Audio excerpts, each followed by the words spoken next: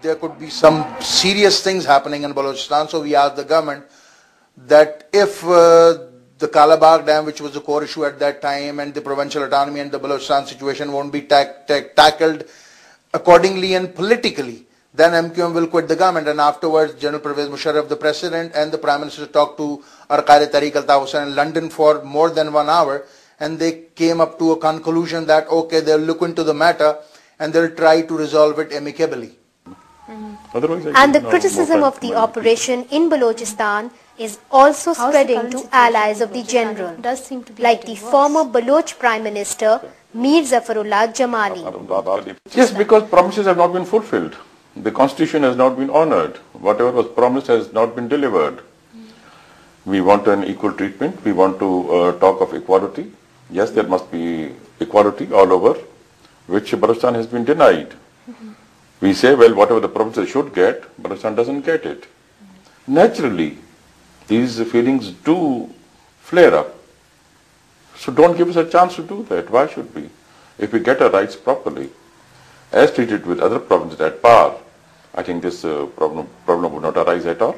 I hope this comes to an end soon. The sooner the better. And God forbid if it doesn't, well then I would not be a very happy Baluchistani living in such conditions. This would be difficult for us to digest. Time and again, Islamabad has accused India of fueling the armed struggle in Baluchistan. The charge led to a public spat between the two foreign officers ahead of the crucial third round of talks in the composite dialogue process in early 2006. Pakistan has also held the warlords of Afghanistan responsible for supporting Baluch insurgents. That evoked a strong denial from President Hamid Karzai himself. There has been involvement of foreign countries in this, and the weapons are coming from Afghanistan because we have a large border with long border with Afghanistan. It's a porous border, and in Afghanistan there are a lot of weapons. Right from the Soviet invasion, the weapons have been there, and these are the weapons, and some others have been bought and they have been sent to Baluchistan, and they are being used by these tribals, and these the people who have established these Ferrari camps, they are paid people, and we know where the money is coming from. The government has blamed India and Afghanistan for fueling militancy in Baluchistan. Well, I don't rule it out at all.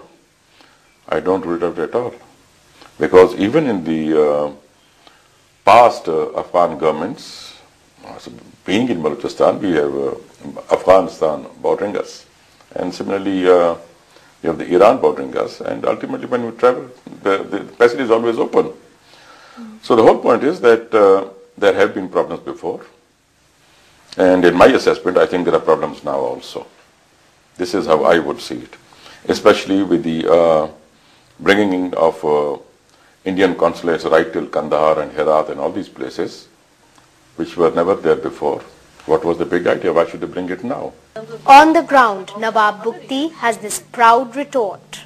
हर वक्त ये कहता रहा है, गफार खान को भी कहते थे कि कर रहा है, जीम सईद को भी कहते थे कि उनको भी इंडिया कर रहा है, फलाना कर रहा है, गद्दार हैं। कुछ वक्त के बाद फिर तगमा लटकाते थे कि मुहिब वतन है, फिर वो तगमा वापस ले लेते थे कि नहीं फिर गद्दार हैं। तो ये होता रहता। तो हमारे से भी वही है कि बस हुकूमत का लाइन टो करो तो तुम मुहिब वतन हो, अपना इंडिपेंडेंट व्यू हो, सबको तो गद्दार है। For a region that has now assumed such geostrategic importance, a lot is riding on Musharraf-led government's next move. Political observers warn that if Baluch concerns are not addressed soon, force may not be enough to silence their guns forever. First of all, what is historically absolutely clear is that the Baluch cannot be defeated militarily. The terrain just makes that impossible. As far as the Pakistan army is concerned. The army just does not have the resources and the ability to go into that terrain and physically defeat the Baluch. But they are using helicopter gunships. They use very sophisticated weapons in the 70s also. They have far more gunships now, but you cannot physically obliterate the Baluch in the mountains.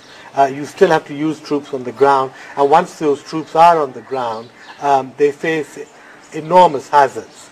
I think the second most important thing is that there is clearly a lot of support for this movement from the Baluch diaspora, which is very large, in the Gulf states, in Abu Dhabi, in Afghanistan, in Iran, even in Britain and even in America. Now, this is a far bigger insurgency, far more widely spread, far better organized than anything we've seen in the past. There has always been, in the last 50 years, a very strong thread of independence, fact-minded people running through the Baluch movement.